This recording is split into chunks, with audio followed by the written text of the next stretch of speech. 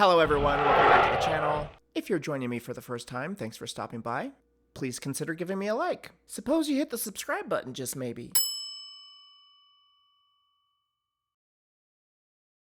Last week, it finally happened. Transaurus Rex wrecked. Thankfully, it was totally minor and it happened right in front of my house.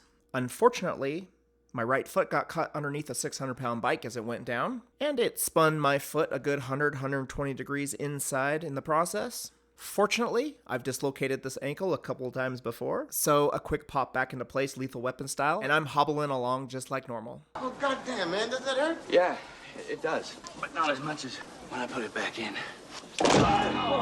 Mainly, though, the real thing that I'm really grateful for is being smart enough to wear decent gear. I do not have pro gear by any stretch. However, I do have decent beginner gear, and it did its job keeping me from getting seriously hurt. Now, I was only going like 9 miles per hour, so it's not like I cracked my skull or took some major crash, but I definitely could have broken my leg or my foot if I wasn't wearing proper boots. I also came down on my shoulder and my elbow. Anyway, my riding jacket has category 1 armor in both the shoulders and the elbows, which definitely mitigated most of the damage as I went down. So since it has been raining out, and since I'm nursing a bunk ankle, I figured we'd do something a little bit different today before we jump into the footage of the crash. We could do a quick gear check to show you some of the items I'm using to keep safe. So let's go take a look at my gear, huh?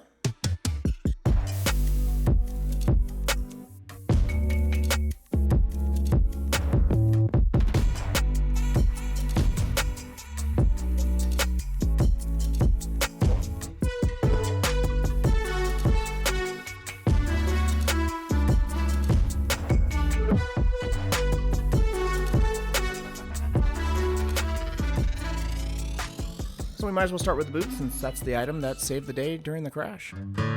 I really like these Harley Davidson boots. They are huge, and I was kind of reluctant to get such a big boot. I wanted something a little more streamlined, something with a little less of a pronounced toe. Because, I was really worried about getting my foot under the gear shifter and, not getting stuck on the foot pegs and things like that. So at first, didn't think I would go for something so big.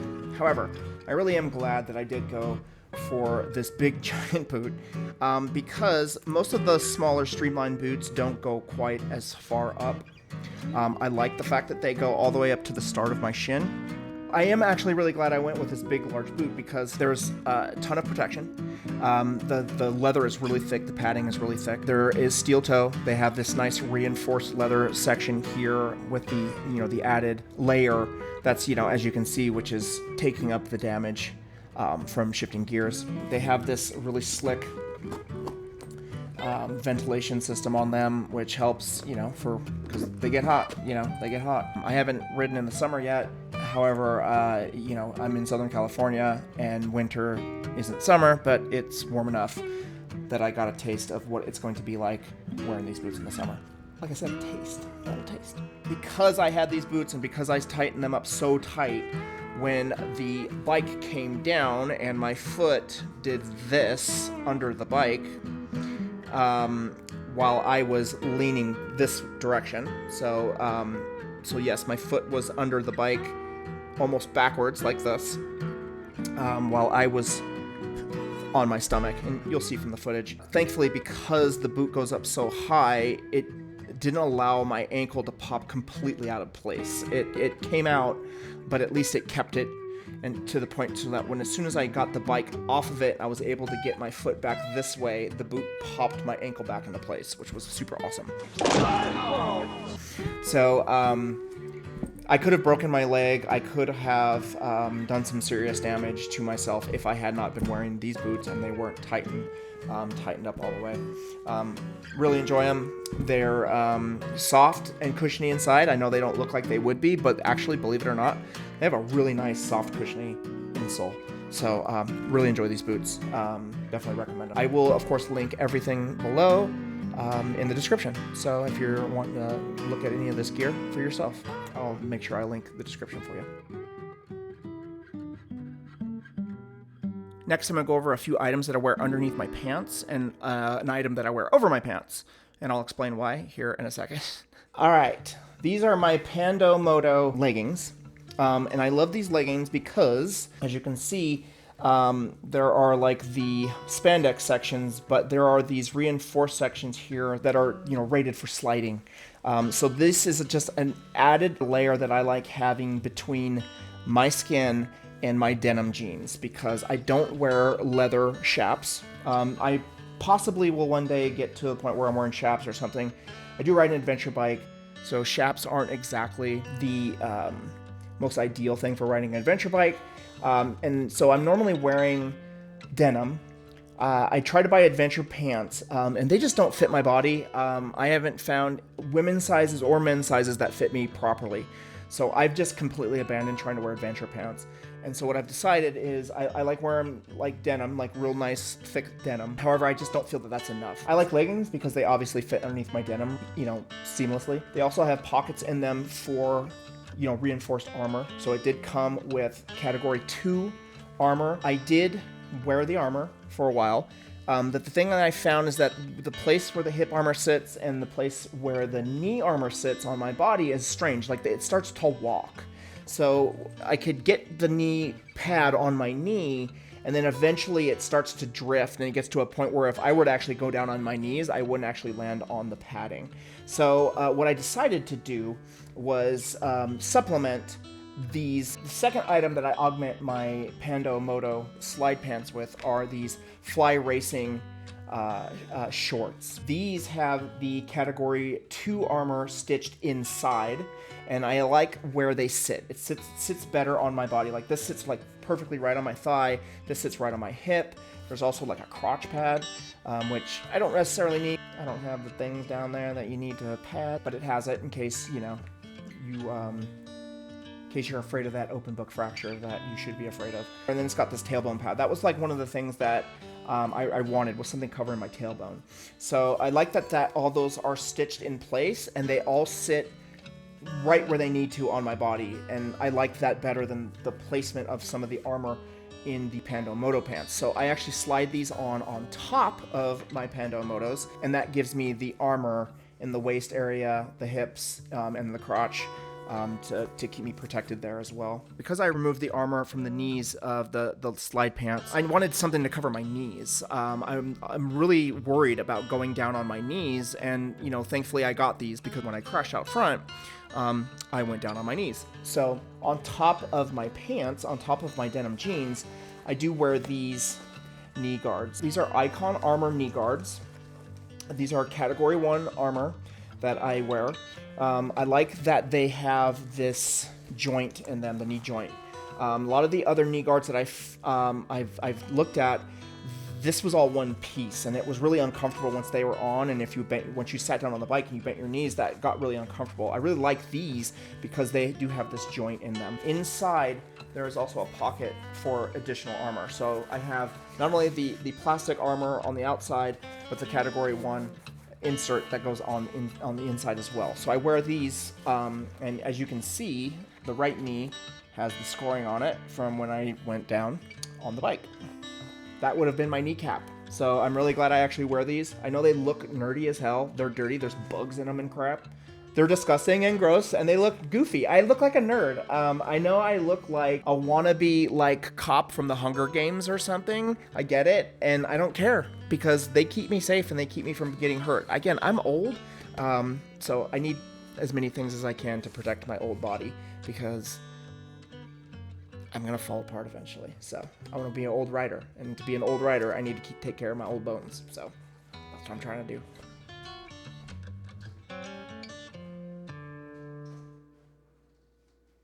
Next item is the item that's probably one of the most important, the one that keeps these eggs from getting even more scrambled than they already are. My helmet's nothing special. Again, I don't have pro gear. I took my MSF course at Harley with Harley Davidson, and then afterwards they gave you a nice 10% discount. So I got the boots, I got my gloves, and I got my helmet all with my 10% discount because those were the items I needed to like start test riding bikes and stuff like that. So I figured I'd get those first out of the way, and so those were the first items I bought. So I went with a modular helmet, and the reason why I decided to do modular is because I liked during my MSF course, I borrowed one of their helmets. I liked having a modular helmet in my class. I liked being able to open it up and drink water, talk to people, things like that. That was really helpful. And it also makes it easier to get the helmet on and off to have it open. So I like that functionality of it. In retrospect, I should have gotten a white helmet. Even in the winter, my head cooks in this thing. So I do wish I had gotten a white helmet. Also, I think a white helmet's probably more visible on the road. So I think my next helmet's going to be white, and I'm probably going to get a visor on it. I have noticed that I am not enjoying not having a visor. I think I would benefit from having one, so that's something that's probably going to change when I get my second helmet. Visor, white, maybe gray, but definitely a lighter color that's not black. I am using the Cardo unit. I do like it. As you'll be able to see in the video, I was needing to talk to Siri to get my music to stop and things like that. It was very easy to install in this helmet. The Cardo website does have like installation instructions and videos you can watch, and they include most helmets. My helmet wasn't really included, so the instructions didn't actually pertain to this type of helmet. However, this helmet was really simple. I used the instructions as a base and then applied those instructions to this type of helmet. It wasn't that difficult. And if I was able to do it, anyone should be able to do it. It's, you know, pretty simple. I like it. It plays my music. I can call 911 if I get in a wreck. If I had friends, I could talk to them on my unit. So you know, it's useful. I like having it. It will become more useful if I start riding with people. I do use a brake-free unit. I like this system. I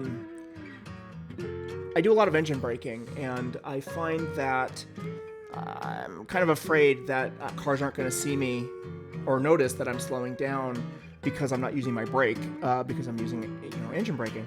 So this is a nice answer to that. I do a lot of engine braking. It also, you know, it has a nice little light that lights up. You can have a full light on while you're riding. It can flash, or you can have the limited. I like to do the limited lighting on it when I'm riding normal, and then as you can see, as you slow down, it lights up. So it alerts traffic that you're slowing down if you're just engine braking, or if you just rolled off the throttle, it's going to let the people behind you know that you're slowing down. If I'm going 75 and I let go of the throttle, I'm going 65 in like 2 seconds. So it'd be nice for the person behind me to know I'm slowing down that much, that fast, when I'm not even hitting my brakes. It's rechargeable. It does come off. I don't like taking it off because it's a pain in the butt. But it does pop off. Same with the Cardo. The Cardo does pop off if you want to charge it. I usually just leave it on for charging. I do have the chin mount, which is giving me that nice, you know, POV. All in all, it's a pretty decent helmet. I like it. It's comfortable. It fits. You know, it does the job. Like I said, I'm going to upgrade to a better helmet here soon. Just not yet. I'll wait till I crack this one a couple more times before I replace it. But anyway, so that's my helmet. Harley Davidson. It's pretty simple, basic helmet, but it works. It keeps my eggs from getting scrambled any more than they already are. That's a good thing.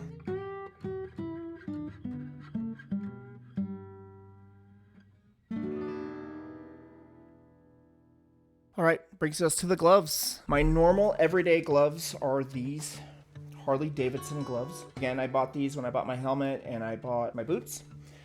Pretty basic. They're just basic leather gloves. They do have knuckle protection in them. They're comfortable. They are leather, so they're going to protect my hands if I go down on the asphalt. Pretty basic. One thing I can say is I do want to upgrade and get some outside seam gloves because I do feel the seams inside when I'm gripping. It's not uncomfortable. It's not necessarily comfortable either. But nothing that's going to stop me from riding until I buy a new pair or anything. It's just a little uncomfortable and something that I would, going forward, would change. I also am in the market finding a pair of gloves that's pretty much just like this, but gauntlet style. I don't find that I need the electric gloves when it's cold and I'm on my way home. I do use an electric jacket. I'll go over that here in a minute. I haven't felt the need so much for the electric gloves because my hand grips are heated. However, I do notice that a lot of wind is going inside my jacket, and that is because I don't have the gauntlet style gloves. So my next purchase is going to most likely be a nice leather set of gloves that are just very similar like this, but gauntlet style, just to keep the wind from going inside my coat. I see a lot of guys on YouTube that aren't wearing gloves. They're not even wearing gloves just to go down the street. Like, look, if you're just going to get milk down the street, wear gloves, man. You can just, all it takes is somebody to cut out in front of you, and you're doing that, and then guess what? You're not using your hands for the next, month, 2 months, something like that. So just wear some gloves. It's pretty easy. Bonus content. I do have the electric gloves. I have these Hotwired gloves. I have tried them. They work really good. They get really warm. They seem to be really good quality, and I wouldn't be scared to crash wearing these. However, the problem that I have is that they are way too big and bulky. They are pretty much the exact same size as my snowboarding gloves, and I was testing them out on the bike. They were so bulky that when I went to grab the front brake, like I was like putting myself in like real life situations, when I went to grab the front brake, I popped the brake, because I have an ADV bike, so it's got the lever that is meant to pop if you take the bike down, and just reaching up to grab the brake, I popped it right up. And if I was in an emergency situation and I needed to stop it like immediately, I don't need to be fumbling around trying to get my brake around popped it back into place. So that was kind of a major problem for me. So I haven't actually wore these riding yet. Probably something that I'm probably going to need to get used to, and something I'm going to need to learn to do over a course of time. It's nothing I'm jumping into right away, but I do have them. They're on deck in case they're needed. So let's move on to my coats. I have a couple different ones, so I'll grab both of them and we'll take a look.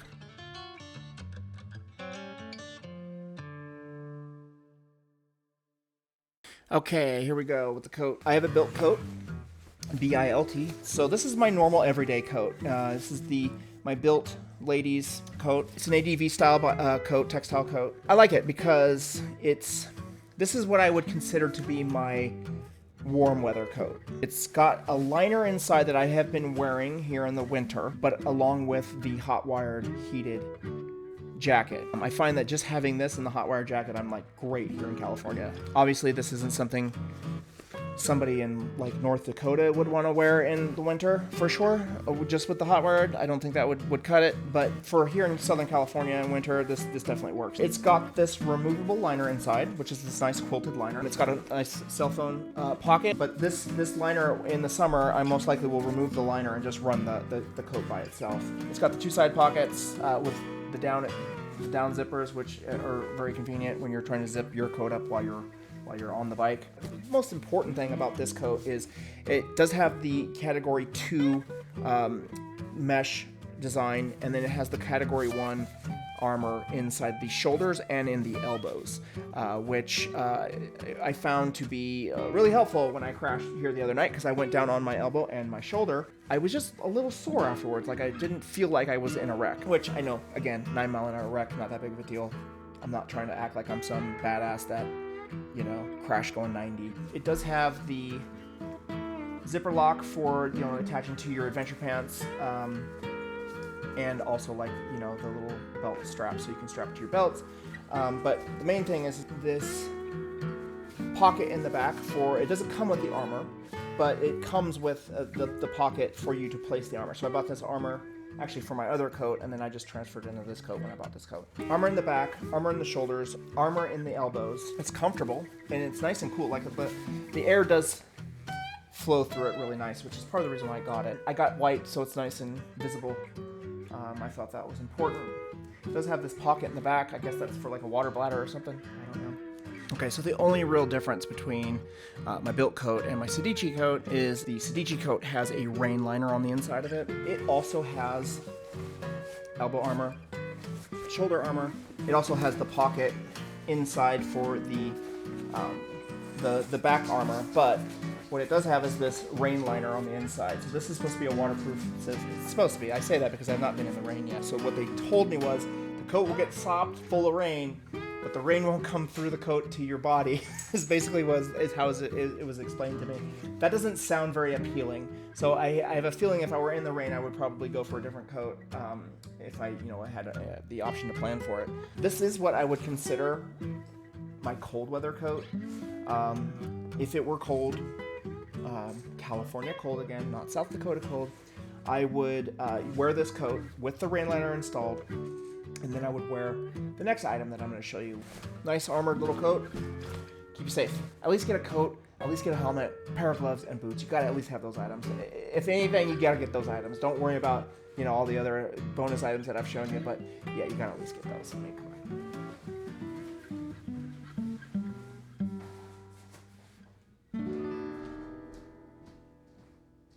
Okay, another bonus item here. This is my Hotwired coat. It's really huge. Like, I ended up getting it really big because I figured if I'm wearing like a coat to keep warm, that I would wear layers underneath. So I ended up getting it really big, and I now kind of regret it because it's like definitely oversized.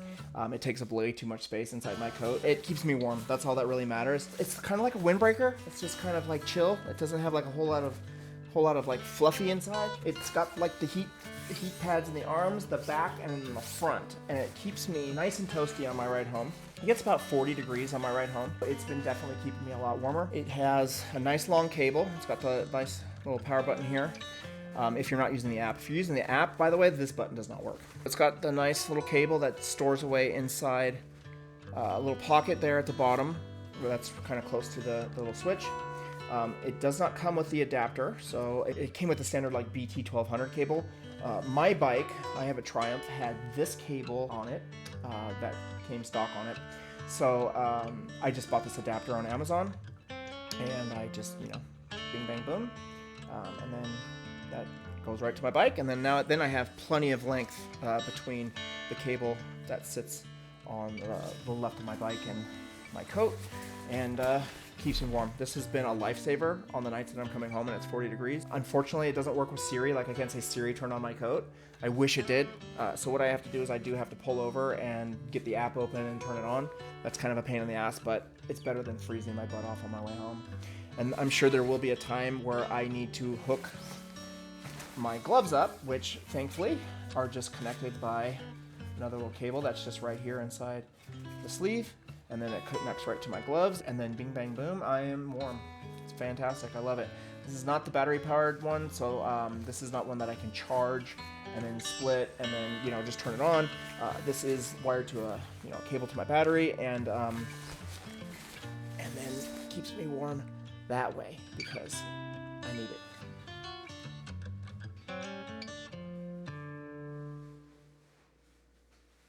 All right, thanks for indulging me for that. I know I don't have super cool gear, and there was no real reason for us to do that. It's just pretty much to say, hey, I have simple gear, and in, you know, a pretty standard accident, it was able to at least keep me safe, keep me from getting major bumps and bruises, kept me from being in a cast, let's put it that way. So with the look at my gear out of the way, let's take a look at the wreck, shall we? It was a beautiful Wednesday, and both my ride to work and my ride home from work were beautiful. The weather was great, traffic was great. It was just a nice ride.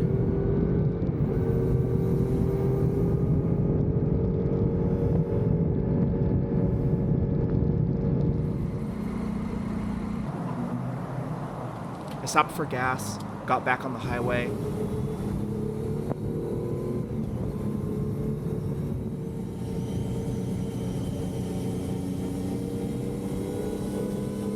And as I was coming down my driveway, I just washed out in a rut. The roads turned sandy recently as it got drier, and I just wasn't ready for the sudden shift. As the bike came down, I put my foot down to try to stop it, and my heel got pinned under the bike with my toe pointed behind me. It wasn't until I rolled over that my foot finally straightened out. And I mean it when I say that if it wasn't for my boots, my coat, my gloves, and my knee guards, I would have been in much worse shape. Hey Siri, stop the music. The best part is when I go, Siri, stop the music. The moral of the story, kids, is wear riding gear, or minor crashes can become major ones, and major ones can become fatal. So gear up, folks, and ride safe. Thanks for watching. Take care.